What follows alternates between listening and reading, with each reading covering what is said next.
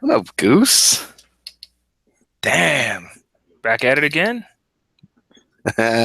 Staffy, man, Staffy. Yeah. Yeah. Back at it again. How's your week been, man? That's right, bro. I can't complain, man. It's been fantastic. You know, fantastic. Got to see the Great War last Sunday.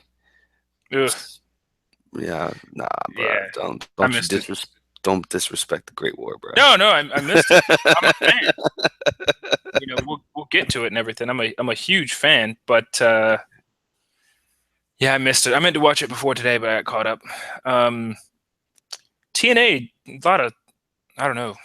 I don't know about that company, man. They're so I guess we'll hop right into it. I think so. If we talked about this a little bit the other day. If they sell their library, are they just going to completely change the name to something else, something dumb, probably? I think you would have to, man, because like once you're selling, I mean, the biggest asset of the company the is the library per se, right? You can't have your greatest hits or your um, best of or your history of if you're selling it off to another company to completely own. So, I mean, at that point, you're going to have to rebrand your company. Just think you're kind of forced to do that. Yeah, because you pretty much delete your history if you think about it. Like any feud you have going, you sell your library. You're essentially you have to rebrand because you're starting from scratch. Like if you sell your history of something, you have no history to go off of, so you have to just completely restart. See, I don't know if I'm sold on the Billy Corgan thing. You could go off and say he made some great music in the 90s, and I think he actually had an album come out in 2006, 2007. That was pretty good. Obviously with Smashing Pumpkins, super talented band. But because you were famous in a band, that doesn't tell me that you could run a wrestling promotion. Maybe, and just because I assume he's a huge fan, that doesn't tell me anything. I don't care if I'm a huge fan. I'm a fan. That doesn't mean I could run it. I can't. You don't know anything about paying people, and yeah, but you can't say I could rock out on the guitar, go on tour, do great. I'm a huge fan, therefore I'm going to take TNA. I'm not going to say to the WWE level because nobody will ever do that, but to just above. So who would you say is bigger, TNA or ROH? Who has a bigger fan base? Ooh, that's a good one. Uh, Honestly, I guess from a history standpoint, I would have to go with TNA. ROH is still relatively new, like in the last 5 or 10 years, I guess. TNA's been around for at least 15. You know what? So ROH. What I like about ROH, and I've been to a bunch of ROH events now. I think they just started coming to San Antonio, and I think I've been to about 4 or 5 events.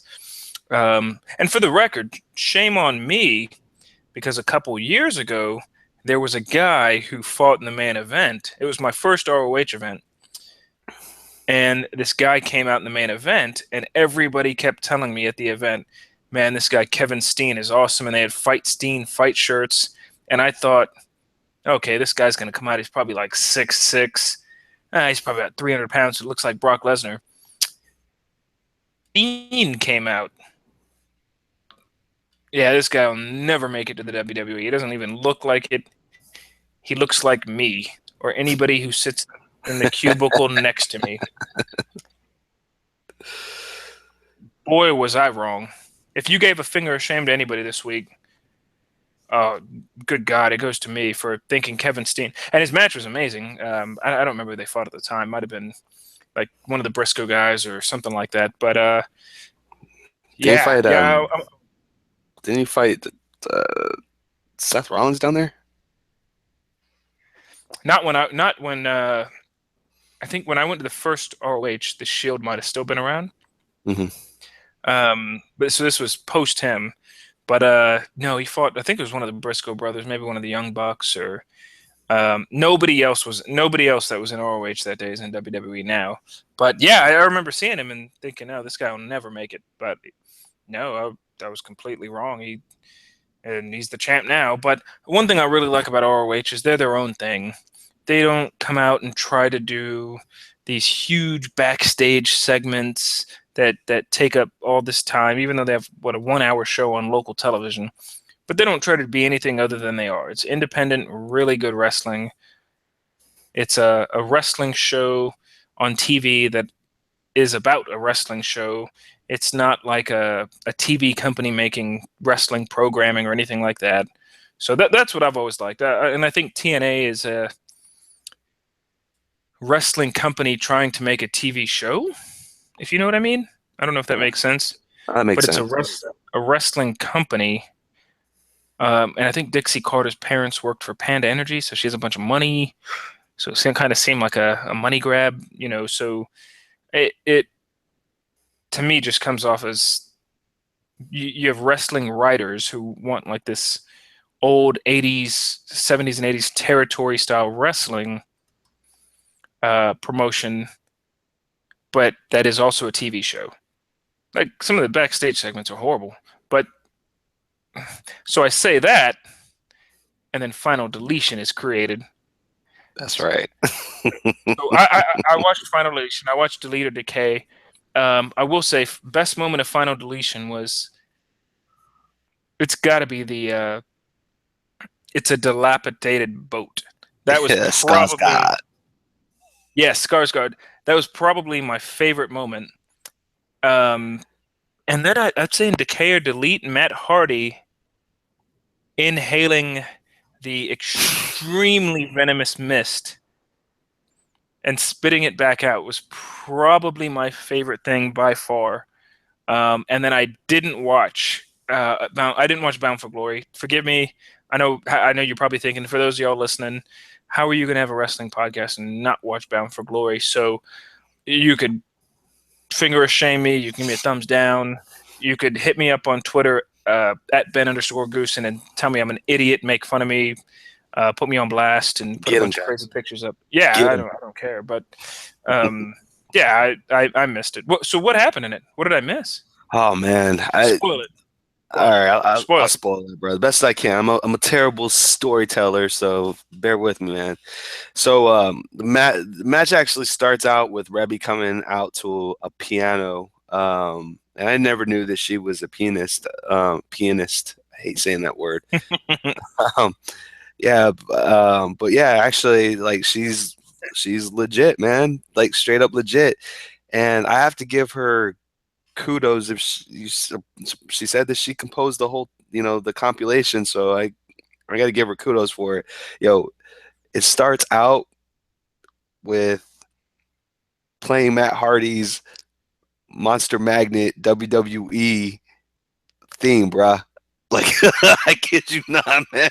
Yeah. I was like this the entire time, bruh. Matt Hardy version one, baby. And then she went into Matt Hardy's theme, his new one. And then Matt comes out and you already know, bruh. Delete, delete, delete. And then she kind of changes the tempo of the song, and then Jeff comes out. And I don't know if it was weird because it was two tones when Jeff came out, so I'm not sure. Like I was never a big Jeff Hardy fan, so I don't know if maybe that part of the rendition. What? Yeah, honestly, bro, I kid you not. I You can ask anybody. I have always been a firm supporter of Matt Hardy. I've always felt like he was just a talented one, but I just felt like Jeff was pushed because he was the one who did all the high flying daredeviling tricks and stuff like that. But like from a mic standpoint, homie was golden on the mic back then, man. I don't know how WWE didn't So cash up on him. if we had a Raw and SmackDown draft today, you had the number one pick for Raw or SmackDown, doesn't even matter. You had the number one pick. You'd pick Matt over Jeff in a heartbeat. Overall, like I'm not talking about just broken Matt Hardy, like overall. Or if this was like 2000. Yeah. Ugh. Wow. I I would, man. That's just me, bro. Like from a pure entertainment standpoint, if I was to allow him to do his thing, creative control, regardless of whether or not he created, the delete, whatever we would want to call it. Um, Yeah, broken. The broken character. yeah, Yeah. the broken gimmick. I'd I'd still choose him, man. I just he's got the problem with the high flyers is that they get injured pretty well, so their durability is kind of shot over time. Like your short-term game is great, but your long-term game with them isn't. So I'm more of the long-term kind of guy, so I would have probably went with Matt from that perspective, man. So, but going a bit further, man. So yeah, so she does a little rendition. I'm maybe it was Jeff's old theme song. I don't know. I couldn't tell you off the bat because I don't really recognize Jeff's music from back in the day. But I did notice the latter part of the song, which was definitely the obsolete uh, song that he did. And he sang his obsolete lyric too, which was flipping great, and everybody was singing it.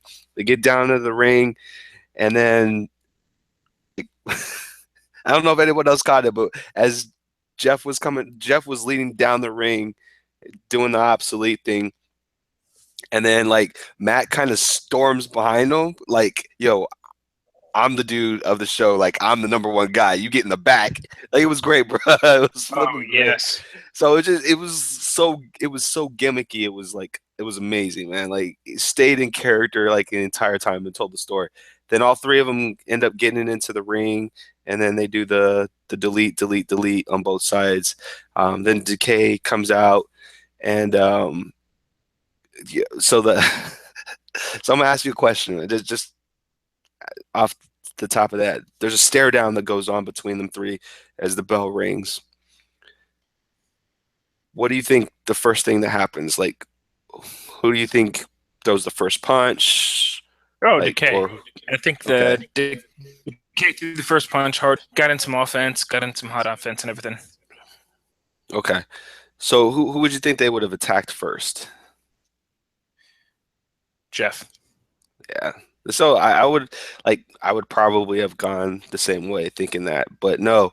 They all three get in the ring. They do a stare down. They look at Rebby, and all three of them throw poison or spit poison mist right in her face, bruh. Like, it was so Okay, maybe you great. shouldn't. Maybe. Yeah, that's what I'm saying, Yeah. man. I don't want to spoil it, man. Like, just go and watch it, man. I'm doing a disservice for you not to actually. It's a wonderful piece of art, like from beginning to end. Final deletion, decay, deleter, decay, and the Great War all together was flipping great. And it's all. I mean, I'm not trying to promote, but you guys can find it before the deal with WWE gets done. Yeah, But before it's we have to watch it on the network. Yeah, before we watch it on the network. So y'all find that and y'all watch it. So it was great, man. So overall, that to me that was the highlight. Cody Rhodes came or fought. Um, they interrupted the Miracle, and Maria and Brandy was there as well. I hate calling her So, Brandy. yeah, what do you think about her being a wrestler? She's not a wrestler at all. Well, I mean, I've seen her in. I've seen clips of her wrestle in the ring while they were doing their circuits together. So, I mean, she's not, but like, I don't care.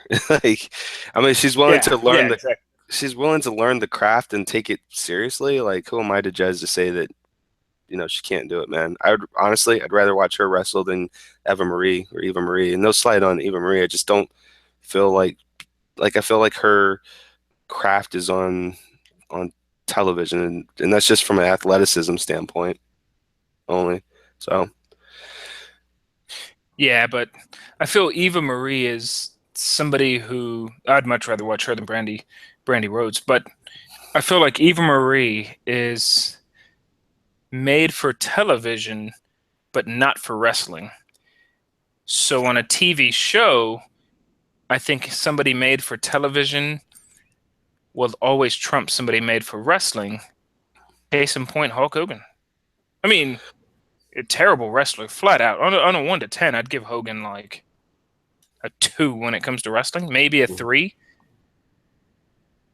The guy you wanted to tune in and see, and you basically just wanted to see his acting. You wanted to see him struggle in the ring and do the whole Hulk up thing at the end. It was entertaining. And Yeah, he was a entertainer. That's right. And I think Eva Marie is an entertainer, and those people tend to last longer than, or have the capability to last longer than because she's a heat magnet.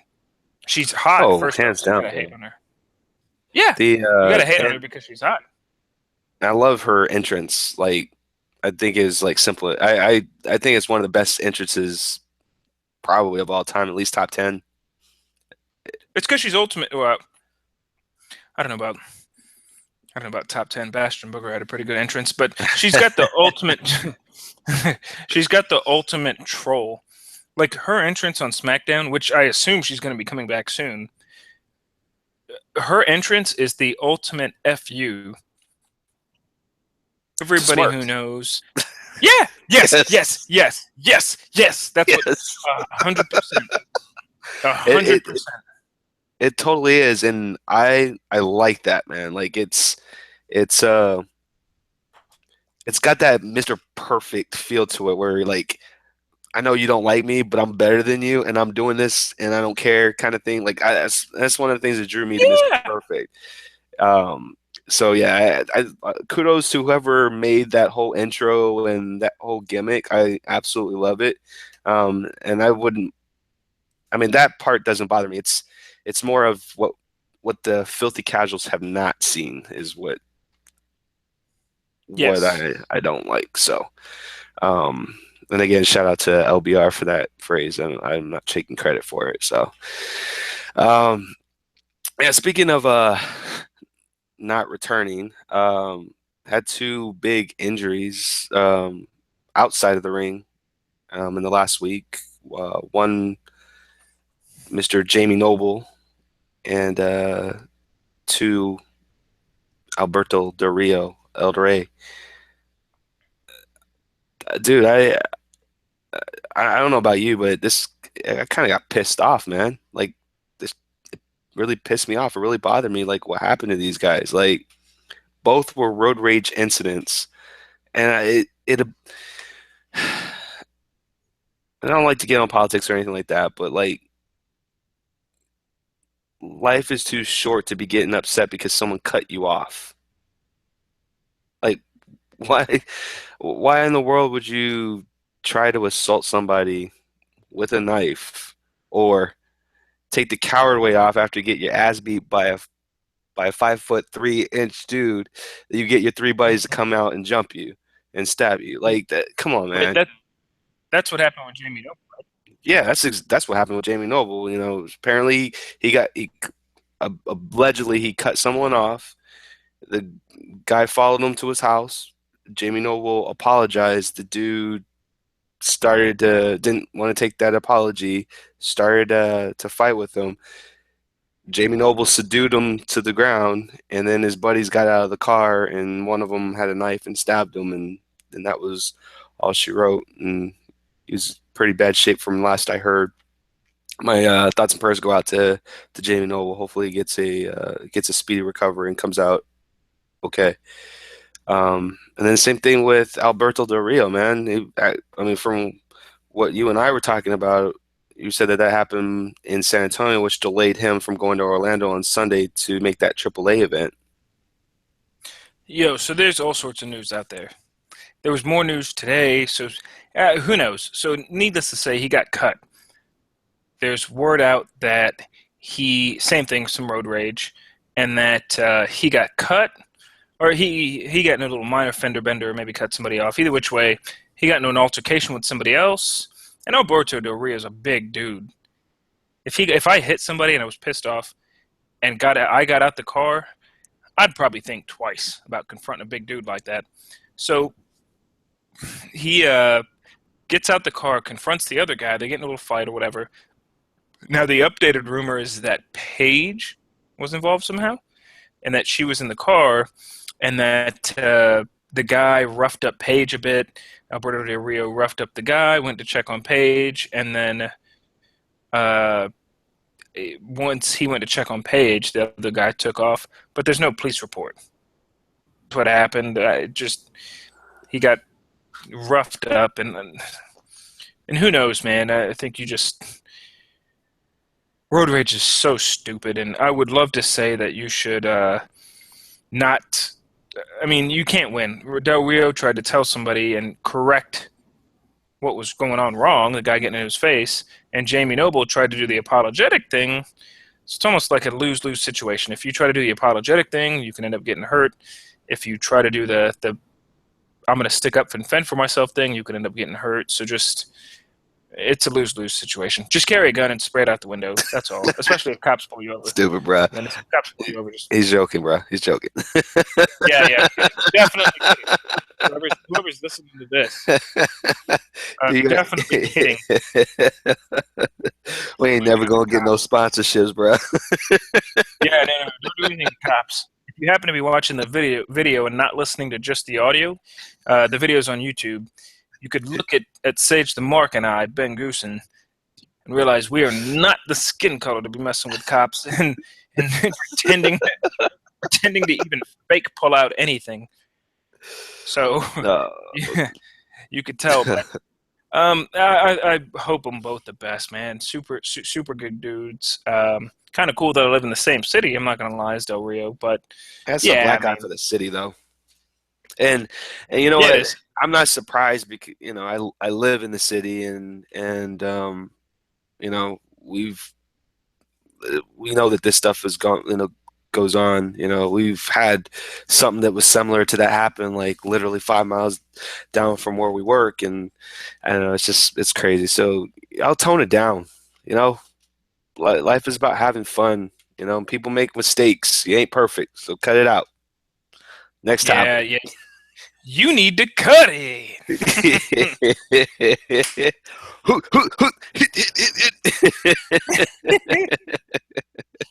Hit that dab, But son. yeah. Dude, speaking of the dab, Raw this week, TJ Perkins, he hit the No. dab, and I think he hit it Yes, he last week did. too. But hit the dab, but he also hit the loss. So I watched He Raw. I did. thought it was great. Raw was decent considering. Raw is tough because it's during Monday Night Football season. But yeah, TJ Perkins lost to Brian. He tapped. So there's a. Is it me? Tell me if I'm right or wrong. There's a difference, and it's much worse to take a loss by tapping out than it is by getting pinned, regardless of how you get pinned. Would you agree? Oh man. I will say that in this day and age, yes. And I think the biggest proponent to that is John Cena. I think that he's kind of created the culture um, with the whole never give up and never tap, that it's a weakness to submit. Like, I mean, think about it, man. Other than the women's division, who taps out? Not a whole lot of. And then if you just take it back, dial it back a bit, when we were in the WCW ages, when cruiserweights were fighting, like how many of them used submissions to win matches and didn't get buried? Almost all of them. I mean, I Yeah. think this it's just a culture shift now. But I honestly, I don't feel that him tapping out diminishes his credibility. Like what? How else is? I mean, honestly, man, how else is Brian Kendrick going to win a match against him? He's not a high flyer, right? He's not a power wrestler, right? He's a technical wrestler. Technical wrestlers use submissions. He got him in a hold that he couldn't get out of, and he had no place to tap. Champs tap. But I am concerned that, and and I'll let you talk in a sec, but I am concerned that there was no one else in the picture to fight TJ Perkins but Thank you. Brian Kendrick. What's up with I'm that? I'm about 35 pounds too heavy to go up there. So I think that I mean think about it. Brian Kendrick put him in that same submission twice, more than twice at the Cruiserweight Classic, Hmm. and he didn't tap. So you're gonna tell me on Raw, Brian Kendrick made him tap in a non-title fight? So I mean, it's obviously gonna lead to a title fight, but Could he, like, what's the story to that? Could you just, yeah, I won the championship last time. I just couldn't take the pain this time. Yeah.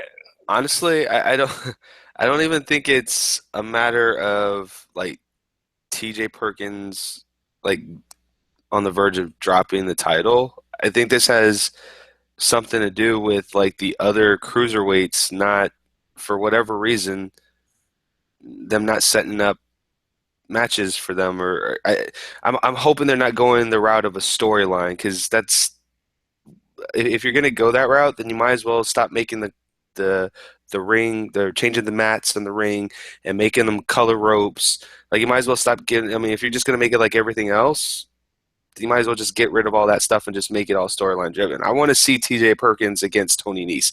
I want to see T.J. Perkins versus Rich Swann. I want to see T.J. Perkins versus Grand Metalik. I want to see T.J. Perkins against Gallagher, who still to this day has not debuted.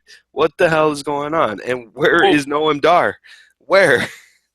Tony Nese picked up the win over Richard Swan this week Yeah, on Raw. So we talked about it last week on the podcast. I thought Tony Nese, he, dude, that guy he's going to be cruiserweight champion, and he looks like a heel. Like this guy looks like if I saw him out in public, I assume since he's a cruiserweight, he's probably like I don't know 5'8", 5'7" or something. mhm. But he would be a short dude with a chip on his shoulder, and I would look at him and think he almost looks like a guy, and I'm sure he's a nice guy in person, but he looks like somebody who works out because they are short to overcompensate for it. Probably drives a big truck too, but he just overcompensates for it. But he could back it up. There So you he go. overcompensates, but he could back it up. And I thought he was really good in the ring. I think Rich Swann. So I know you're a Rich Swann fanboy. Yo, all you got to see is Finn Balor versus Rich Swann, and you'll become a fanboy too. Just saying. You know what my worry is? Is that a lot of these cruiserweights. Do you do you rely on spots? Because if you rely on all these spots, Spot you're like monkeys. after a yes, yeah. If you're a spot monkey, if you rely on spots, then you're just gonna get old after 2 or 3 months. After I say like, oh man, great. I've seen you do about 3 or 4 Phoenix splashes. It's not that special, and your opponent always kicks out at two. Like it doesn't. But that's Just what look makes the there. cruiserweights great is the fact that they, yes, they can be spot monkeys, but it's entertaining to watch. The moment you start to interject storyline into matches, then the whole ring storytelling goes kaput. It's no longer there. That's the problem that I'm having with this cruiserweight division. And if they're going to end up giving the belt over to Kendrick, only defeated him to Tony Nese, like I got a problem with that, man. You might as well just book the match with Tony Nese versus TJ. TJP. Yeah. But if there's, I don't know, man. I just Like, think if it with go spot back and monkeys, watch WCW, bro. Like, watch 2 weeks worth of the first hour of any week prior to 2002. Any 2 weeks of Nitro for the first hour. Go back and watch it and tell me you're not entertained. There were no storylines whatsoever other than, yo, like this dude did something to me last week. I'm coming after him, and you that's know, it. you're right. You're right because I remember you'd catch randomly during the first hour. The only feud they would have in the cruiserweight division was the cruiserweight champion is feuding with the number one contender. You know what I mean? And Exactly. it would start out, and if you weren't feuding, if you weren't fighting for the number one contender, and you were feuding, and you weren't feuding for the title, you were probably going to be in a six-man tag with La Parka at some point. The chairman. Yeah. You were gonna be in a six-man tag with La Parka at some point. So good point. I guess I'm curious because maybe I'm not sold on the spot monkey thing because these cruiserweights now, I think they should definitely run a faster paced match because they're smaller guys. I mean, you look at boxing, right? If you look at like Klitschko and Tyson Fury and a bunch of these heavyweight dudes, they don't have fast paced boxing fights at all. But then as you get lower in weight, you look at like the Canelos and the Triple Gs, or even in lower weights than that, you have guys that are throwing 1,000 Manny Pacquiao throwing 1,000 punches a fight. So I hope they go more a little bit fast paced in the cruiserweight thing. Don't really care for the purple ropes. I mean, nice change or whatever, but it just yeah. But yeah, I wasn't a big fan of TJP tapping out. Your champion tapping out when that was his third appearance on Raw. Man, don't even get me started on that. I'm still upset about that. I'm still heated about that. How do you debut every other cruiserweight on their debut night except for your champion? What in the world? Like, oh my goodness. Come, what are you guys doing to my division? But please just move him to SmackDown, please. Yeah. So what Just about Roman Reigns on Raw? So I know there's a bunch of stuff on Raw, and we'll get to that. We already covered the cruiserweight division. Roman Reigns on Raw. Do you have anything even to say, or should we just go to the next topic? His mic skills? Should we just go to uh, the next? I took a bathroom break during that segment. Because I wanted to get me some drinky drink. Yeah. What was it that he said? What was it that he said on Raw specifically Oh man. when he referenced Dranky Drank? What did he say? Drake. He said, he said something to the fact, like he went into the ring. It was the whole cake thing. He got in the ring and said, I'm not here to fight. I'm coming in here, just wanting to get some dranky drink. And I was like, what? Like sucker and succotash. Yes. Come on, Yes. man. Yeah. Like I love What? when you hear wrestlers say something, and you're like, man, who? I feel bad for the scriptwriter that wrote that. Yo, And if I just somebody, want I just want Eli Drake from TNA to come in, like invade just for one night only, a Roman Reigns segment with the facts of life, and just say, "Dummy, yeah." yes. Yeah. So I'm not gonna lie. I like Roman Reigns when he's on the mic and he doesn't say scripted stuff and he just acts like himself. I could be way wrong. I don't know what's scripted and what's not. Obviously, I don't work for WWE, but when he comes out and he's just himself, he doesn't try to promote the "I'm not a good guy, I'm not a bad guy, I'm the guy," or he like actually when they did the whole cake segment. I actually really liked that with Lana about a month and a half ago. I thought that was real cool because he just seemed like a dude who was coming out. But we rag on Roman, but when he has these big matches, even though he's carried a little bit, he doesn't. He holds his own. Like he holds his own weight and everything. So yeah, just not sure if I'm a fan of him on the mic all too much. All I need Roman to do is just kick ass, man. That you know what? I'm tired of them like teasing him to be a heel.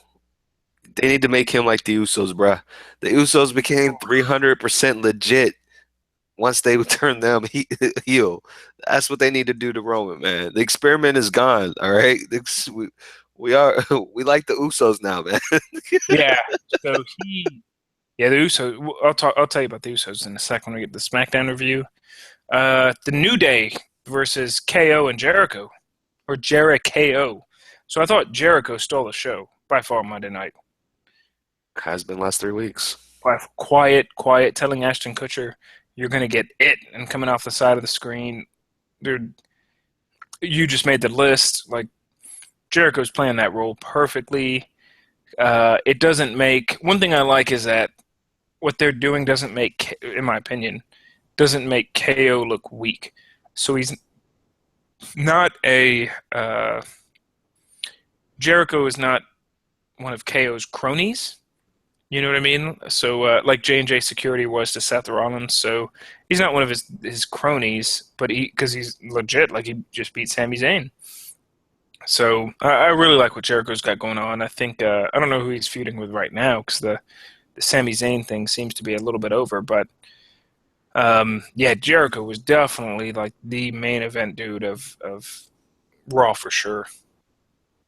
Yeah, I can't say enough about Jericho. I'm wondering if they are somehow forming a Survivor Series stable with those two, like slowly but surely, because what they have, what Hell in a Cell, and then after Hell in a Cell will be Survivor Series. Yeah, November, yeah. Yeah, so I mean, we've got the New Day in there, um, then Sami Zayn, and we could potentially have Jericho, KO, and even the club, and we could have a War Games, man. Yeah, they ain't bringing back War. The world is not ready for War Games yet. Come on, man. It's look, you got Clash of the Champions this year. Didn't they have another pay-per-view that was No, we have the Clash of the Titus. the Clash of the Titans? Get out of That's here, bro. that's what we have. Y'all need to bring back War Games, man. Like, come on. Like Hell in a Cell, yo, War Games will. Oh my goodness, dude, this is Raw. War Games would be so amazing. I'm just saying. So I think Hell in a You're Cell is welcome, WWE. stupid. You send me that check in the mail. Yeah, no shit. You could send me that check too, because I'm at Ben underscore Goosen or real Ben Goosen. Yes, you are Uh, goosing. yeah, it's my Gmail account at real Ben Goosen, gmail.com. And Ben underscore Goosen. You can send me that check too. We can work together. I'll send you a check too when it comes up, just for licensing rights to use just a check will bounce. A check will bounce real bad. So but I go off topic. Like yeah, I don't know if I have much to comment. Anything more on that? Yeah, it'll be an extra interesting next couple months for sure. So, Yeah, yeah. um, So what else happened on Raw? I know that there were some jobber matches. I think with Braun Strowman, he put it good when he said he wants to fight somebody who's decent. Because yeah, him fighting jobbers kind of eh. Um, beats jobbers. Excuse me. I'm a true fan of flat out bringing back jobbers, like flat out bringing back jobbers. To me, and their name, they go by their real names. So Sage Mark versus Ben Goosen.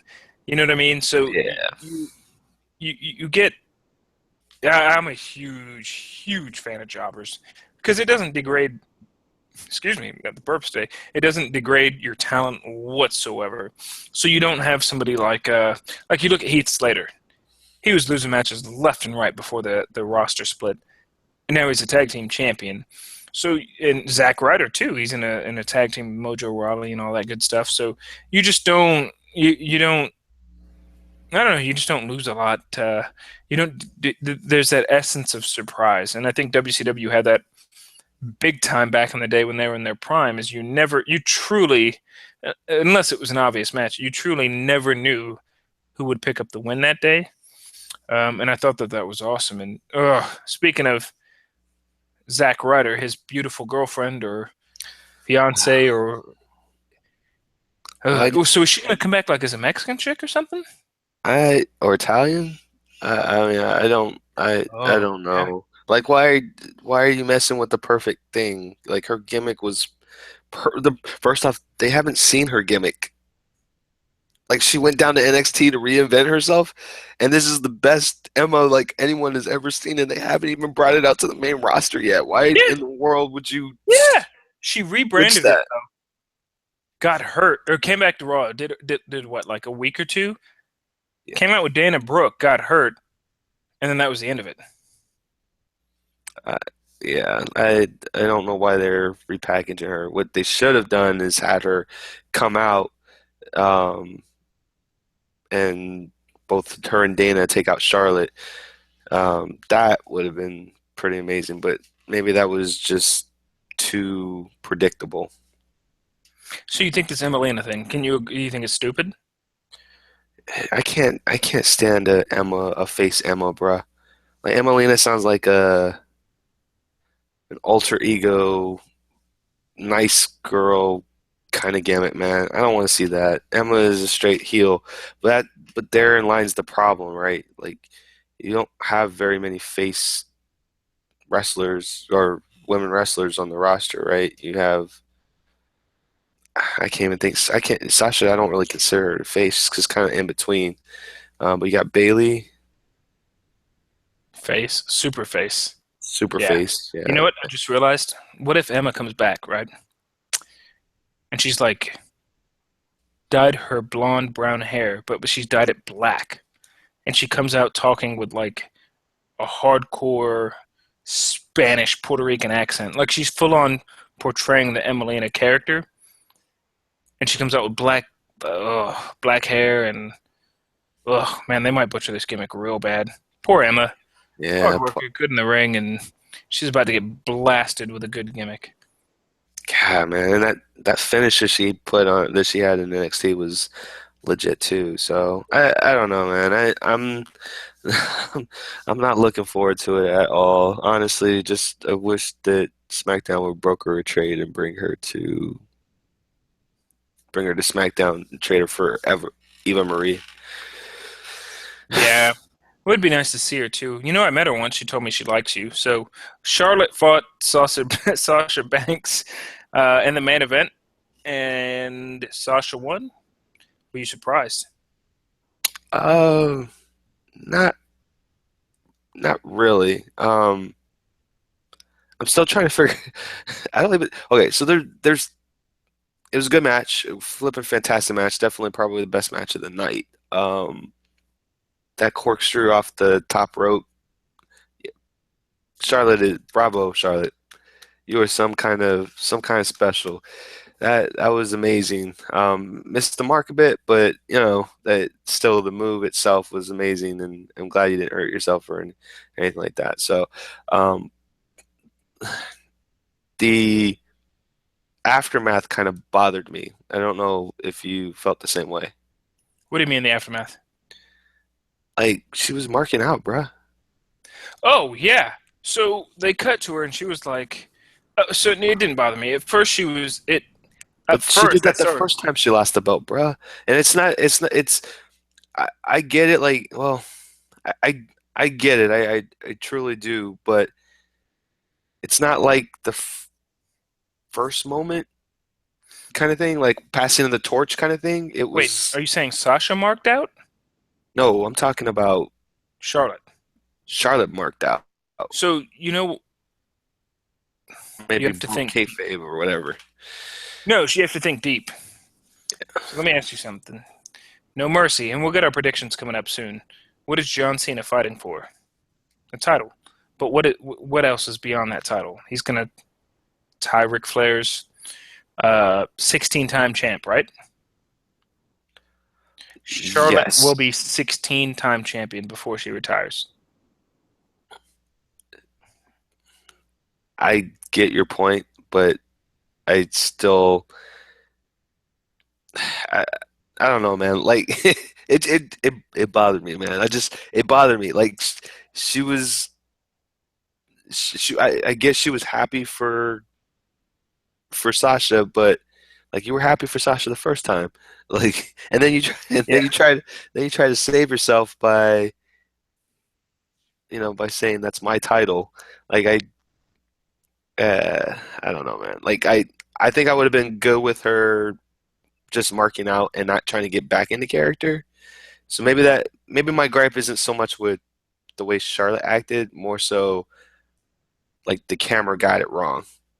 yeah. That's production. You don't say roll camera this and put this camera on TV. Um, and she kind of came off as a pouty brat. And to me, she seems better than that. She tried to get into the pouty brat. That's the thing. Like she wasn't. crying because she lost the belt. She was crying because she was happy that Sasha got the belt. Hmm. Like, go back and watch it. Like, as soon as she got pinned, she rolled out of the ring. When you go like this, it's usually when a wrestler is overcome with joy that they're happy for the other wrestler. Like Beck or Sasha did it to Bailey. Uh, Charlotte did it to Sasha back in NXT. Charlotte did it to Sasha at on the main roster, and then she did it again. Like, it's just the way it is, man. Yeah. I don't know, man. That just, it bothered me, and I love them both. Like, I literally do, and it's no slight on them. It just I think that the production should have done a better job of recognizing that and maybe just panning it out on Sasha only. It I don't know. Yeah. Unless you're gonna make a storyline out of it, changing Charlotte's character, which I doubt. I think you should have just did a better No, job of the they editing. won't change her character. So speaking of characters, on to SmackDown. Randy Orton and this Bray Wyatt. Hmm. These guys are some pretty. They're really pumping these guys' characters. So, what are your thoughts on the backstage segments that these guys have been having? I love it, man. So do I. Yeah, Badass. it's like the great. It reminds me of like the Does that? old. Oh, go ahead. Go ahead. Uh, I was just gonna say it reminds me. It's '80s nostalgia, man. '80s and early '90s nostalgia, where we have these creepy backstage segments with larger than life characters doing crazy, unpredictable things. I need to go back and watch it because, like, I kept getting references to Sister Abigail, and I must have like missed that part or something like that. So, like, I don't know. I'll have to go Same here. back. I missed it completely. I didn't know what was going on for Sister Abigail. So I will say I'm a sucker for these things too, man. I love that. I absolutely love it's the '80s nostalgia, the '90s nostalgia, the backstage segment, the just cheese.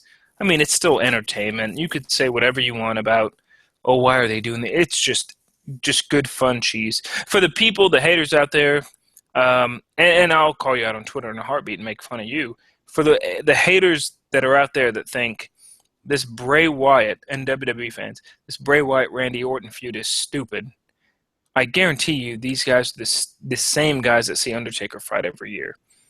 Come on, come on, Undertaker's 50-something years old, and you're still Oh, believing he's got magic powers coming. And he hasn't had the urn in forever. You're still, I bet you guys still think it's cool when, you know, finger of shame goes to you dudes.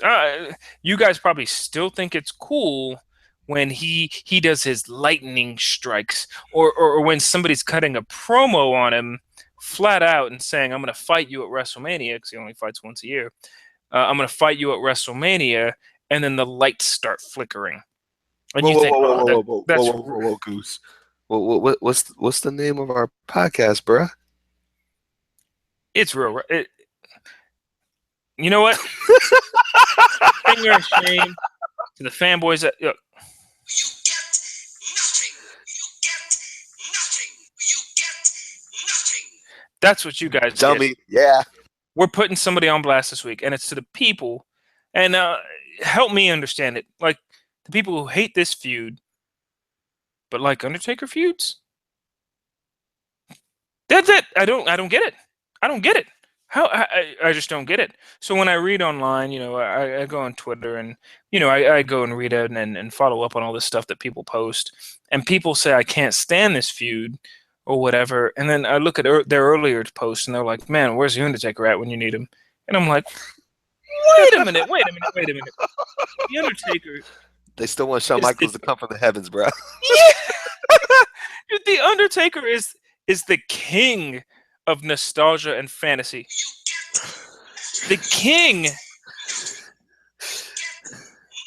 the king of like '90s nostalgia, the king of mystery, and I'd borderline say Kane too. I don't believe he really set Jim Ross on fire. Come on, like these guys. But I'm a fan, like a huge fan of where it's going, and it protects these guys. So Randy Orton just got busted up by Brock, so he's got to have some time off to heal up and all that stuff. Bray doesn't fight all that much, regardless of if he's injured or not. But he's an entertaining guy that happens to be really, really good in the ring. And you almost don't want to, because there's two conflicting styles. You almost don't want to showcase that necessarily on TV. They're very two guys who are very cunning. I remember when Triple H and Randy Orton were feuding, and Triple H was handcuffed to the ropes, and Randy Orton DDT'd through the second rope Stephanie McMahon and kissed her right in front of Triple H, and that was just like a, God, this guy's just a disgusting, menacing human being. And now you have the Viper. He's a true Viper, just a guy who doesn't care about anybody else, does what he does, and he's just an a-hole. Like he's just a complete. He could tap into this dark place and be very dark and cruel and cunning, and he's fighting this very maniacal, I'm going to defeat you by getting into your head. I'm from a cult in Louisiana thing. I really like it. I'm a huge fan of it, man. You? I absolutely love it, man. Like I said, it reminds me of that 80s 90s feel that I grew up with. I was accustomed to loving, man. I love those backstage segments, man. Like they get you going, whether it was something like I don't know, Ric Flair behind the scenes celebrating with everybody after winning the Royal Rumble and getting the title, and just doing his thing, or Ultimate Warrior bleeding oil from his pores. From Papa Shango, yeah. Yes. Like those, you don't know how good you have it, man. And I'm glad.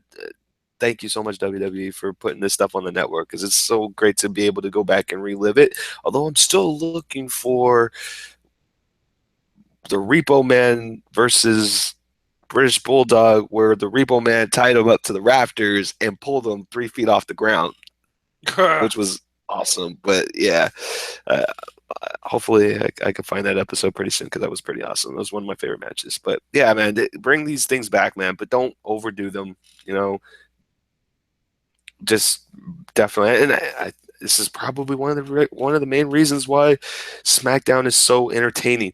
Is because it's so much different. Like, it's literally night and day between the two products. Like, literally night and day. Is it because now 3 hours? You asked me that last week, and I'll tell you that I said last week, bro. I don't think it has anything to do with 3 hours. You can still stick another hour onto SmackDown, and I'm confident that they would be able to fill that third hour with something that would still be more entertaining. Hint, if you want to move the cruiserweights to SmackDown, I'm pretty sure SmackDown could do a better job with the cruiserweights. To SmackDown. So I gotta admit, I didn't watch. Are you saying if they move the cruiserweights to SmackDown that it's? Yes. By far. If they move the cruiserweights, yeah. Like, there's no, like, that's it. Oh yeah, by far. So I didn't watch a ton of SmackDown in general before the draft and the brand split, and I look forward to actually watching every single match on SmackDown now. Alexa Bliss kind of has the pseudo Harley Quinn thing going on or whatever, but yeah, I watched the women's matches. I think that the Raw lineup maybe has arguably the top 3 women in the game, but SmackDown has Raw may have of say 10 women.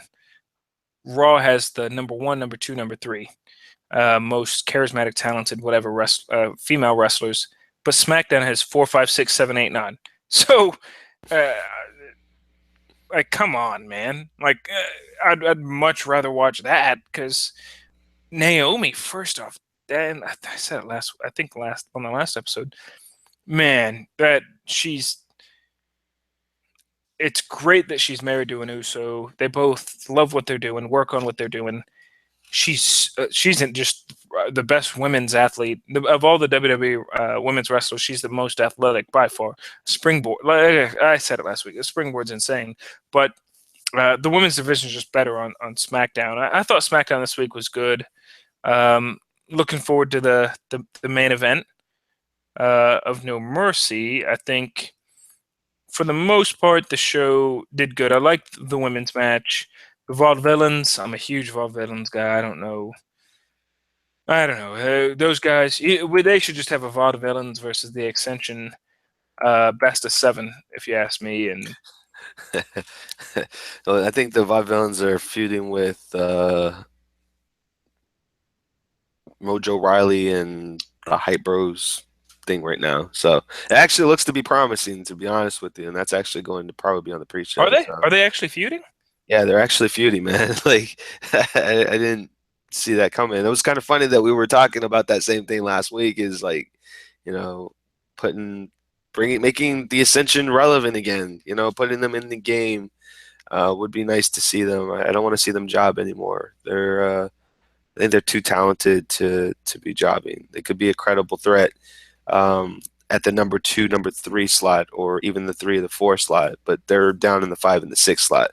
So you got to do something about that. Strengthen that up a bit, make them a bit more credible. I mean, and that's just a minor gripe on SmackDown, man. What did you think about the Dolph Ziggler Spirit Squad reunion? Dude, I thought it was awesome. And the fact that they actually brought in Kenny and Mikey, for the record, Kenny looked great, but I know he also wrestles on the independent still. So I thought that was awesome. So I'm gonna answer you with a question. Okay. In that exchange, it was Miz TV for the most part, Dolph Ziggler, Maurice, they bought out the Spirit Squad, and Dolph beat up the Spirit Squad at the end. So, in that segment, who came out better in that segment, Miz or Dolph? Oh, It's got to be Miz. yeah, it's got to be the Miz. He's like trolling Central, bruh. Like, and then Maurice just sitting there just laughing as the Spirit Squad is just like doing their thing, man. I'm like, yo, Dolph's gonna lose, man. Yeah. So Dolph is gonna lose. What has happened with the Miz? Did he tell somebody backstage, "Hey, man, just let me talk about whatever I want, and I'll keep it PG"? Because you brought the Spirit Squad out, and there was the fighting factor with Dolph super kicking him and everything like that. But that video package the Miz had, like, that was awesome.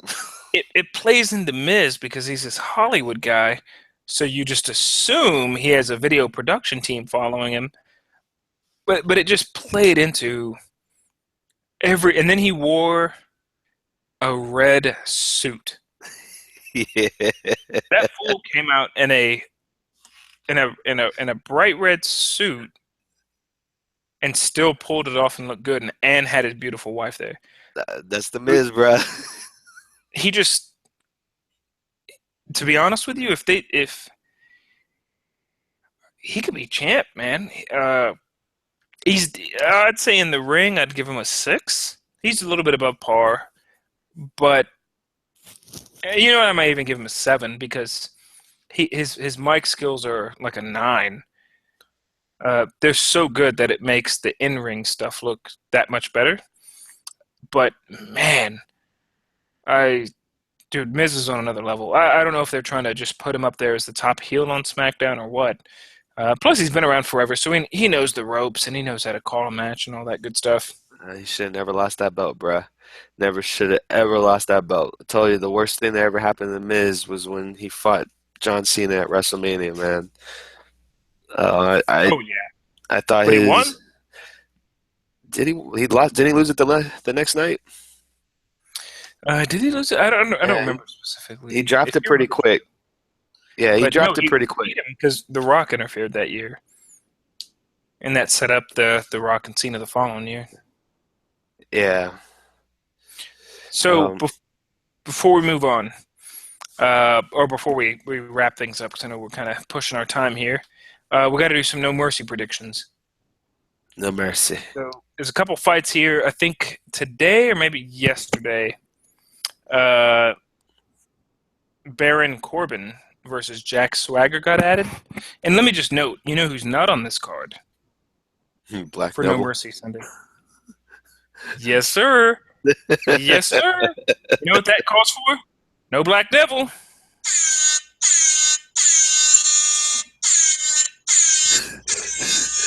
Yeah.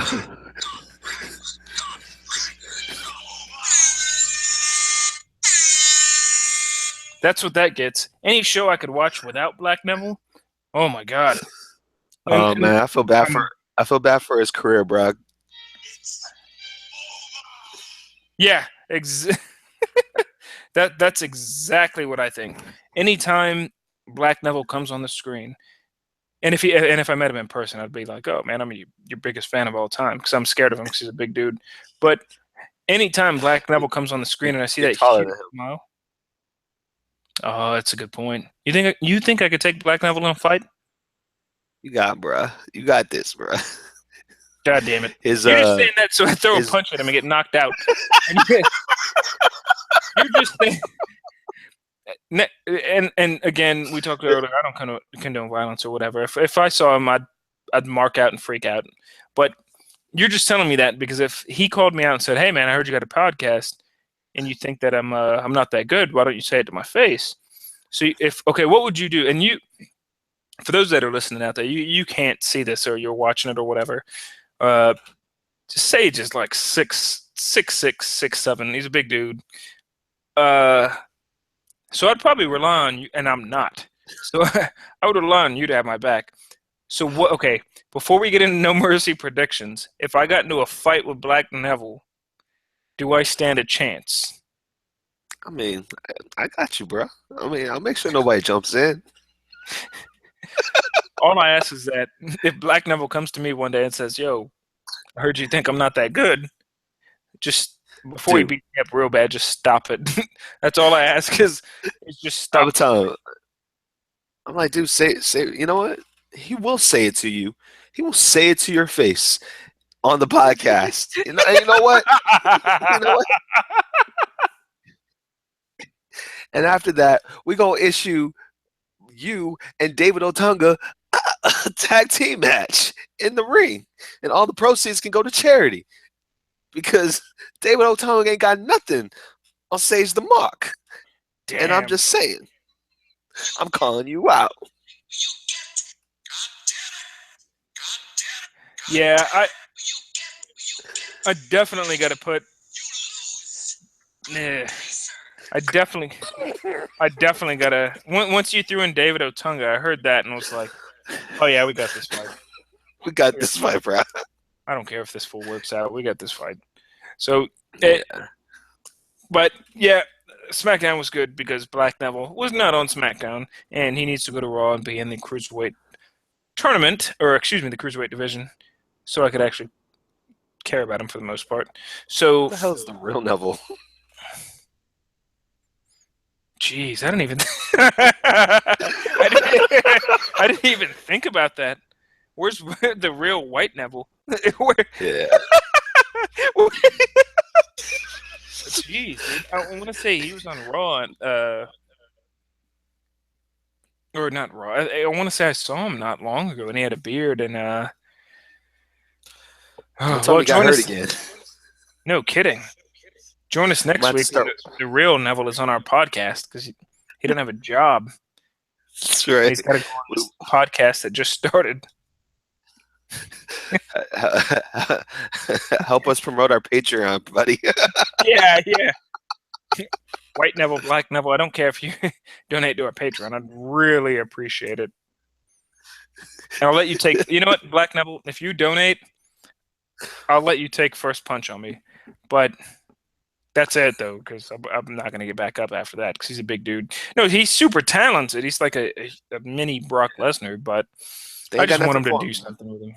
They ain't No, got they don't. nothing. They don't have any. It's nothing. It's nothing on Apollo Crews. It really isn't. It's just Yeah, they ain't doing nothing with them, man. It's a damn shame. I feel like Ahmed Johnson all over again. Just good you point. know, Good point. So let's get into No Mercy predictions. no Nikki Bella mercy. and Carmella. Nikki Bella and Carmella. Who do you got? I got Nikki on this one, man. She's been Really? lambasted. Yeah, she's been lambasted for the past couple of weeks, man, and hasn't gotten hers in. And I'm not suspecting that this feud is going to end anytime soon either. I think they work very well together, tell great story in the ring. So it'll be at least a split between them between now and Survivor Series. So Nikki's coming out with this one. Yeah, I got Carmella. She's kind of the newer thing. She's decent. She's got the best mic skills out of all of. Well, she's got pretty good mic skills. Out of most of the women, for the most part. And plus, she's kind of newer to the scene, so I think a loss could hurt her pretty bad. So we'll see. So on the same note, women's, we got Becky Lynch and Alexa Bliss. Oh man, I've been kind of beating myself up over this one for the past couple of weeks on which way it's going to go. Um, I mean, the safe choice is going to be with Becky, but I feel like you have much more potential having Becky chase the title, Really? and I think you do. She doesn't need the title, like she doesn't, and I really think that Alexa can bring the prestige to the women's title more than Becky can. I, I, I do. I love straight fire. You know me, man. I'm all Yeah, for straight fire, but I mean, if from a business aspect of it, man, I feel like I don't know. But then at the same time, you don't want the title to keep changing hands either. So I don't know. true. I am gonna take Alexa Bliss for this one, man.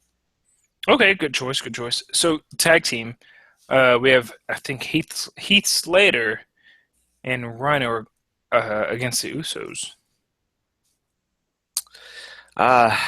This is gonna be a night of exchanging titles, man.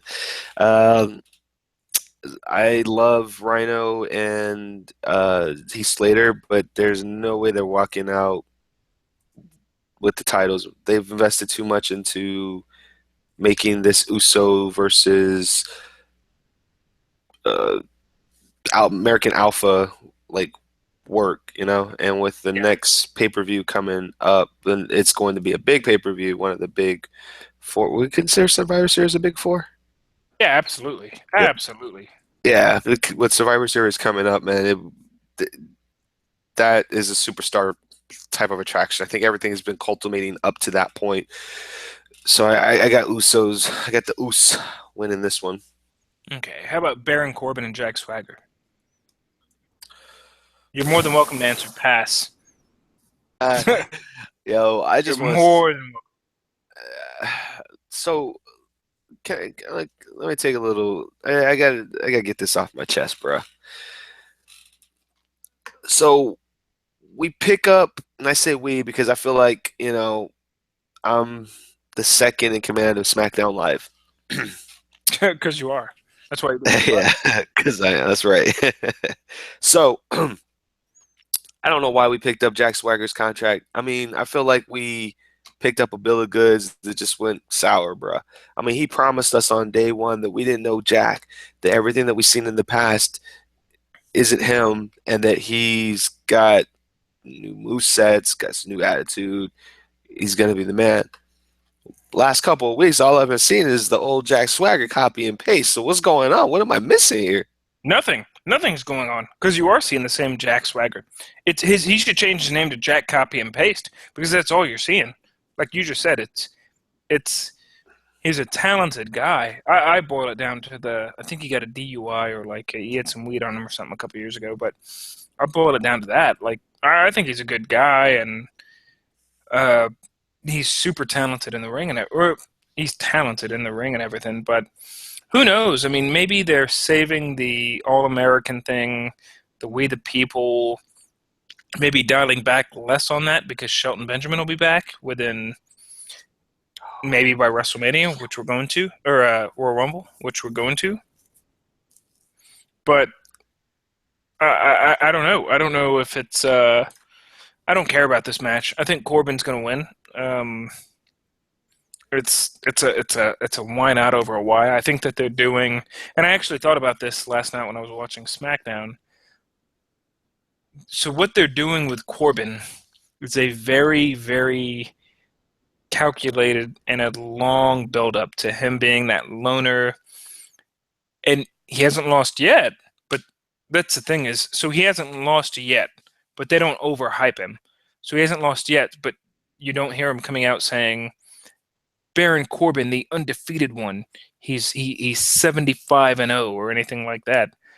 It's more of a they let it go unsaid, and I think that that's really cool because you got a guy. Most people who come up from NXT, they get some type of push, whether or not they're fighting for the IC title, US title in 2 or 3 months. But no, Baron Corbin feuded with Black Neville, and then he beat a bunch of jobbers. So they're kind of just taking their time and taking it slow with him and easing him into some feuds, which is pretty cool. Yeah, I mean, he In my dropped the opinion. seed. You're right. They dropped the seed that still has his eye on the title, right? He had that exchange with AJ a few weeks back, or a month back. So yeah, I'm gonna absolutely agree with you. I think that they are dropping the nuggets of him taking the title off of someone or making the play. Who that's going to be, that I don't know, but got Corbin winning this one. Cool. Do you care about that match at all? Nah, not really. Okay, cool. Well, I'll probably call you on that, and we could call you at the time that match is going on, and we can talk about stocks and trades and pretty much anything else. I'm So, shorting that stock, son. I'm shorting it. Randy Orton and Bray Wyatt. We talked about that earlier. It's interesting feud. So, who do you have coming out with the win? So I'm assuming now Randy has been officially cleared to compete. Yes, he's fine. He's good. Okay, perfect. So then we ain't gonna get one of those last pay-per-view match where he gets ambushed and we have to wait until Survivor Series to see him fight. I don't think so. Okay, well, cool. He's gonna lose anyway, so I got Bray Wyatt winning I like that setup. So he's doing this. He's doing this. He is. Okay. And this. Yeah, Okay. he is going to be deleted, bro. F Randy that. Orton, yeah, Randy Orton is getting delete, delete, delete. So I'm gonna say this now, and I hope on everything that I'm wrong. I really do. So Randy Orton's gonna win this match, and this match is gonna go on in, and Randy Orton will win clean. And this match is going to be another match that goes into Bray Wyatt's portfolio of, man, this guy never wins big matches. No wonder he never gets a push. That's exactly why I'm saying he's going to win. Hopefully, SmackDown is going to do this man justice. Like, I'm willing to overlook the Kane fiasco. I mean, they did give Yeah, he him couldn't even beat Kane. yeah, And he's supposed to beat Randy Orton? yeah. Yeah. He's got to win this one, man. There's just no way around it, man. Honestly, I'm going to tell you right now, WWE, because I know that you're watching this. You want to see Sage Demar give his opinion on the product, and I'm going to give you my opinion on the product. But I'm also like like Matt Hardy, in the sense that I have a premonition. My premonition is if my homeboy loses this match on Sunday at No Mercy, his career is done. He's finished, finito. And then Yeah. when Billy Corgan decides to rebrand TNA, guess who's going over to feud with broken Matt Hardy? Yeah. Ray Byatt. That's right. Ray Byatt is gonna is gonna debut on TNA in 3 weeks. That's right. Yeah, I think Bray has a ton of potential. He gets in these feuds and then he loses. I don't know. He loses these big matches, so we'll see where it goes. Um, and then main event. Oh, actually, no, I skipped a match. Miz and Ziggler. Oh man, this is the main event, bruh. I agree. I agree I 100. mean, it really is, man. This is the only match that really even matters to me, to be honest with you. And that's no slight on AJ. I love my boy AJ, but like they going for the shock factor, bruh. There ain't no way Miz is getting out that title, man, unless Daniel Bryan shows up. That is the only way that I'm gonna think that Miz is going to drop that title is if Daniel Bryan is somehow in that match or around that match. That's it. I think this is it for Dolph, man. This is the curtain call for my boy.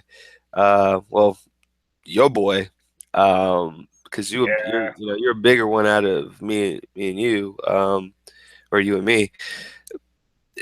I I hate to see him go, man. I really do, and I hope that I appreciate all your love and your sacrifice. And if I'm wrong, I'll edit this out so it doesn't see the light of day. But Yeah. um, but I appreciate everything you do, man. Like everything that you did for this industry, and you sticking through it, like like Sandow, when things were rough. But yeah, man, we the writing's on the wall. Sorry, Dolph. Miz. Yeah, so I've got Miz too. I think if Dolph, by the odd chance, happened to listen to this, it it wrestling I know is scripted and all, but it doesn't take a genius to figure out that you worked your tail off and put it all in the ring. I mean, it doesn't take a genius to realize that. So I think it's cool, man. Maybe that you're gonna lose and take some time off or whatever. Even if he does lose, I'm sure he'll be back within the next few years. But no, I got the Miz winning. The Miz is riding a hot streak right now, uh, and that hot streak also makes the Intercontinental title look bigger than it probably is, and I think that that's a fantastic thing. So, yeah, I've got the Miz winning this one as well. And in the main event, we have Ambrose, Cena, and AJ, and I'm just gonna go ahead and say Cena's winning. Nah, man, she ain't winning this one, bro. There's ain't no way he's winning this one unless he's gonna give it back to AJ the next night. Yeah, of course he will. That's the reason I think he's going to win, so he could tie Ric Flair's record. So that way it builds up more drama to it. Will he beat Ric Flair's record? At WrestleMania. Is It could that be what you think whenever. you're making? I think it could be whenever. Every title shot that John Cena has after he ties the record, every title shot John Cena has is well, is he going to win and beat the record? So you have the added stipulation. So I think Cena's definitely winning it. I think they want him to beat Ric Flair's title record, I or at mean, least Chase if they're beating. if they're gonna go that route, I mean, the smart thing would be for him to get that breaking that title or breaking that reign, I should say, at WrestleMania, like at your biggest pay-per-view. But the if he wins the belt and then loses it, what's the point of us going to the Royal Rumble, bro? I don't. Yeah, I think. Yeah, going into the Royal Rumble. Now that I think that, I want Cena to be champ because if not, I just assume John Cena's going to win the Royal Rumble because he wins everything. But yeah, we'll see. I mean, who knows? So, who do you have coming out for the champ then? I I can't see you taking it off of AJ right now. It's not to me. It's not the time. I think that if you're gonna take it off of AJ, you gotta take it off right before the Rumble. So whatever pay-per-views in December, take it off of him there, let him compete in the Royal Rumble. Whether he wins or lose doesn't really matter, but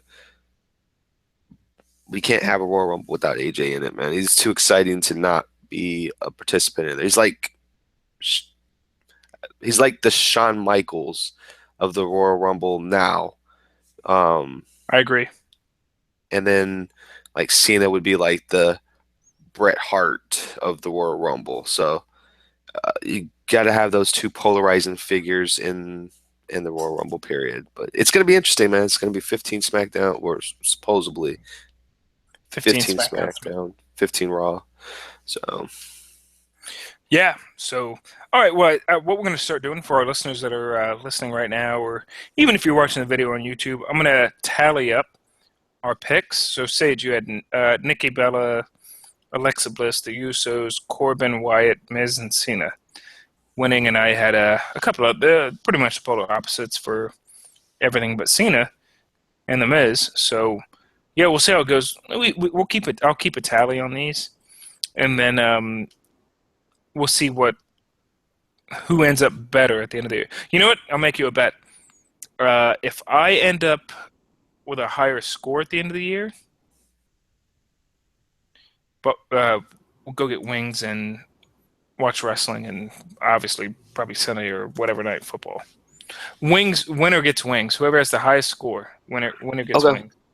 winner gets wings. Okay, and if y'all come up with a better board bet, then use the Yeah, hashtag IRWP on Twitter and let us know, or mention us at Real WrestleCast and let us know. So yeah, absolutely. So we're pretty much out of time.